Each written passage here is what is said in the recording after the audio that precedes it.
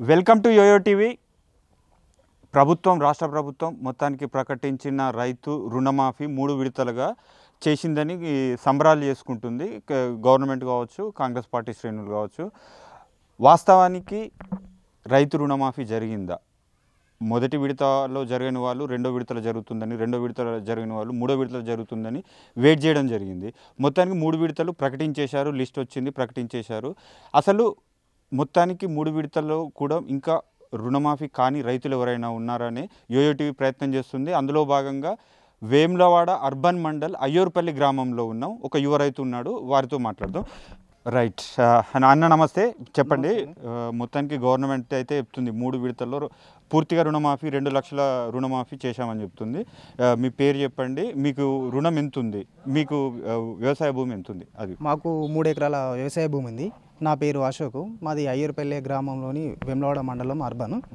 అయితే ఇక్కడ గవర్నమెంట్ ఏదైతే రుణమాఫీ చేసిందనే ప్రక్రియ అని చెప్పుకుంటూ సంబరాలు చేసుకుంటారో ఆ రుణమాఫీ అనేది సరైన విధంగా జరగలేదు. ఎందుకంటే ఫస్ట్ విడతలో పడుతుంది అనుకున్నాం, పర్లేదు. సెకండ్ విడతలో పడతా అనుకున్నాం, రాలేదు. మూడో విడతలో వచ్చే వరకు లిస్టులో అసలు పేరే లేదు. వాళ్ళు ఇస్తామన్న 2 లక్షలు ఇస్తే సరిపోతుంది. పైన 2 లక్షల కంటే 5,000 ఎక్కువ ఉన్నాయి, 10,000 ఎక్కువ ఉన్నాయి అని చెప్పుకుంటూ 30,000 కోట్లు నిధులు ఉన్నాయి, రైతు రుణమాఫీకి 30,000 కోట్లు విడుదల చేస్తామని మా దగ్గర నిధులు ఉన్నాయని చెప్పుకుంటూ కేవలం 17,000 కోట్లు మాత్రమే రిలీజ్ చేసి ఇలా మేము పూర్తిగా రాష్ట్రంలోని రైతులందరికీ రుణమాఫీ అని చెప్పుకుంటున్నారు. కానీ వాస్తవానికి ఒక 30% మాత్రమే రుణమాఫీ జరిగింది. ఇంకొక 70% రైతులకు రుణమాఫీ అనేది జరగలేదు. ఇంకా 70% బ్యాలెన్స్, ఇంకా 70-60% దాకా ఉంది సార్.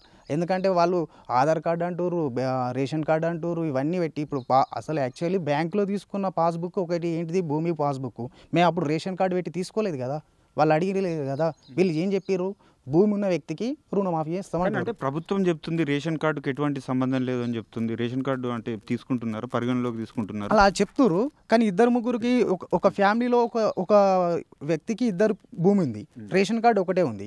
కానీ వాళ్ళకు రుణం ఎక్కడ ఉంది, 250 ఉంది, 2,50,000 ఉంది. ఫర్ ఎగ్జాంపుల్ ఇద్దరు కలిపి ఉంది, తండ్రికి కొడుకు ఉంది. కానీ ఇద్దరికి ఎవరికి వాళ్ళు లేదు.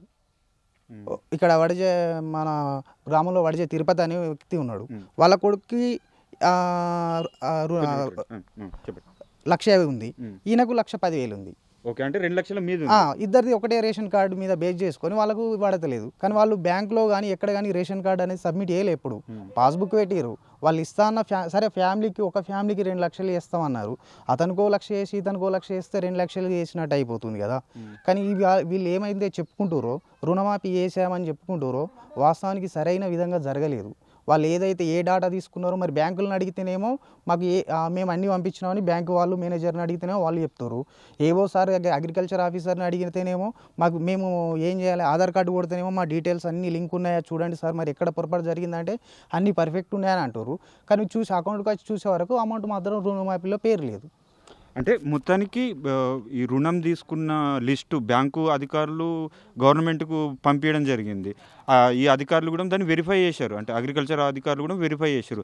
కానీ రుణమాఫీ లిస్టులో మాత్రం ఈ కొందరు పేర్లు లేవు. అంటే రేషన్ కార్డును క్రైటీరియా తీసుకున్నారు 100% రేషన్ కార్డును బేస్ చేసుకొని తీసుకున్నారు. కానీ దాన్ని తీసుకొని చేసుకున్నారన్నా మళ్ళీ ఇంకొకరికి, మా ఫ్యామిలీ ఇప్పుడు మన రేషన్ కార్డు సపరేటే ఉంది, అయినా కానీ మాకు 2,40,000 రుణం ఉంది.